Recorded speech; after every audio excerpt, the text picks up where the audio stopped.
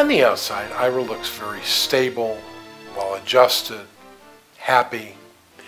On the inside, he's like a mouse on a wheel, and he can't get off. There is so much turmoil from years of negative reinforcement from his father, Jacob, about always being a disappointment, never being smart enough, never being good enough at sports, never having any kids, getting divorced, being gay. All of these things have taken their toll on Ira. Now, Michael is his rock, his support, and Ira relies on him greatly. Unfortunately, Ira doesn't take care of himself. He doesn't eat right, he doesn't exercise, he doesn't keep himself in check. He is totally disconnected from his body. He's an accident waiting to happen. Michael and Ira's relationship, I believe, was a successful relationship for two major reasons. One is that they're lasting, and you don't see that too much anymore. And two, they're just acceptance of each other's defects, peccadillos, behaviors, whatnot, was turned into a fun kind of battle instead of a, vengeful, mean kind of battle, which you see them in relationships. All relationships could be like that, I mean, successful, they're there, they're still there. To me, that's the benchmark of a relationship, is the longevity of it, because, most hit trouble and they run. One or the other runs, and the strength of making two the one is working through those things, getting on the other side of it, and then you're stronger as one. So in that respect, they're very successful.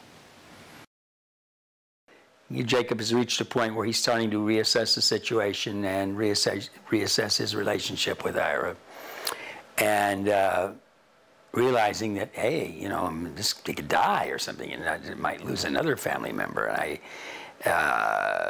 regardless of the alienation and all, I have to come to the conclusion that, well, yeah, I've got to stop thinking of myself and start thinking of, I think that's really the scene in the film where Michael sort of puts me to shame by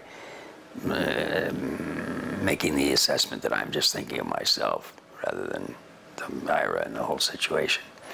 So, yeah, I think depending on how things go, that if Ira comes out of a stroke and it's not as severe as we might anticipate, that this might be a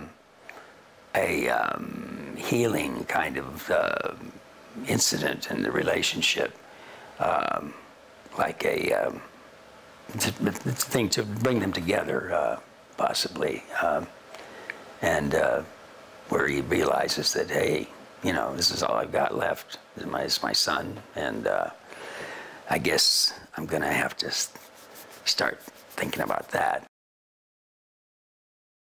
Aaron being around someone who was constantly drinking and using drugs, he never got a chance to become an adult like the rest of us do. He got stuck as that scared child sitting in his mom's house, without any kind of adults to show him how to be a grown-up or deal with your problems or anything like that. So as he got older, he remained that, scared little boy in his mom's house, not really knowing what to do and looking for a way to cope with grown-up problems in a child's mind. So eventually, of course, he turned to drugs and alcohol because that's what he saw his mother do and how she dealt with her problems. And also, he just never got the mechanisms that you need to deal with even the basic things in daily life. So for him to get through the course of a normal day during the week, he has to have drugs and alcohol. As an actor, that's a challenge because you can't approach the character like you're playing an adult. You have to more approach it like you're playing a child. So I wanted to make sure that he has childlike qualities that would make you believe that he was a 12 or 13-year-old boy kind of stuck in a man's body.